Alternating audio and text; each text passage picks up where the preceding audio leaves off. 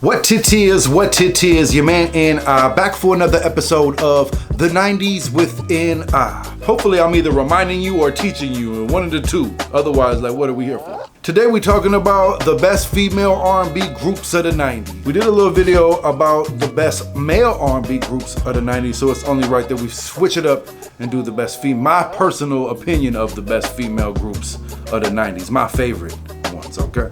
We're gonna start off with SWV, Sisters with Voices. They was out of New York. Everybody had a crush on all of them. You had to just pick which one you had a crush on. I like Coco myself. She had them big long nails. I used to be like, how did she go to the bathroom with them long nails? How did she wipe? That's too much information. But she had the real long nails and stuff like that. She was doing her thing. Big shout out to Coco. They really was defining the game. I remember they came out with the leather SWV baseball jerseys, just killing the fashion game at the time. And then they came out with the downtown. I mean, fellas, these ladies done made a song about getting a kitty cat ate. Y'all in there dancing in the club, talking about you about to go downtown.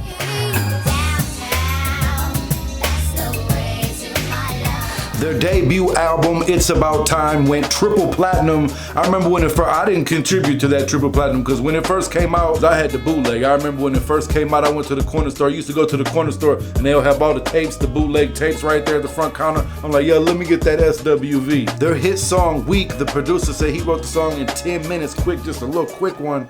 And it was one of their biggest hit singles. I feel like that first album had none but hits on them, and they set the precedent for style and ladies groups at the time. So big shout out to SWV, one of my favorite female R&B groups of the 90s. Next up, another one of my favorites, Escape. Now they was discovered by Jermaine Dupri. He discovered them at a high school talent show singing and signed them to one of the first groups ever signed to So So Def before So So Def was even like super huge. He just had a deal with Columbia and he put them on and they put out their album. I mean, Jermaine Dupri knew what he was doing with that when he had them came out with the little baggy clothes. A lot of the artists back then, female artists, was dressing more sexual. They came out with the gangster bandanas and big baggy black outfits and stuff like that. They was getting ready to gangbang or whatever they was getting ready to do.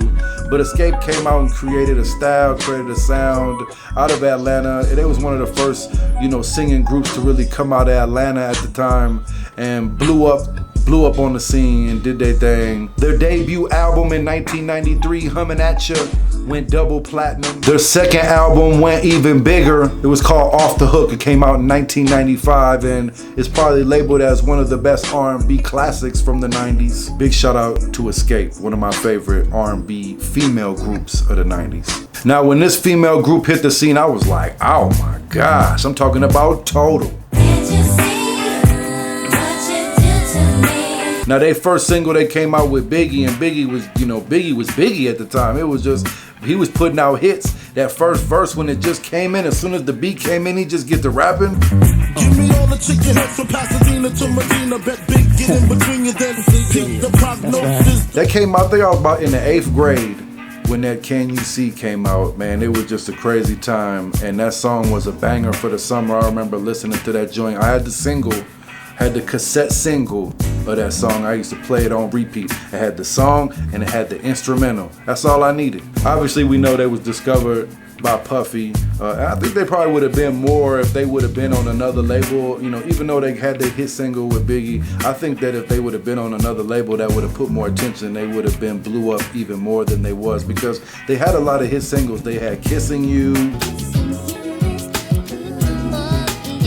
They had the song with Missy, What About Us? They had their other follow-up single, Trippin'. And so they was on a steady momentum of being able to create a legacy at the time. They came out with the Real Mysterious. They had the all black leather outfits on. Or was it patent leather? They had the Jordan patent leather, the Jordan 11 patent leathers outfits on. with the sunglasses and stuff like that. It was doing they real mysterious. Can't you see? And they got the dark sunglasses. I was like, I don't know, can you see? It's nighttime, you got lokes on. But big shout out to Total, one of my favorite R&B female groups of the 90s. All right, how can I do a female group of the 90s without mentioning one of the greatest female R&B groups and hip hop groups of the 90s, TLC. Now, TLC was my favorite as well. It was one of the ones I had a crush on all of them. I couldn't choose. I want Chili, I want T-Ball, the Left. They were always fine, and they was blowing. One of my favorite songs, Baby, Baby, Baby. I remember when that joint came out, they had the whole college vibe. They was on the college campus. The whole vibe, the fashion, the thing that they was just, everything just compiled. It was just 90s, just all in one. I remember I had brung my Walkman to Boys and Girls Club camp, go to a camp called Camp Voyager from the Boys and Girls Club, and I remember I brung my Walkman and all I had was that TLC tape, and I used to just play that out back to back to back all day. The fashion sense was crazy, right? You know, at the time, cross colors was super popular at the time. So they was, you know, with the big cross-color outfits, big hats, big shirts.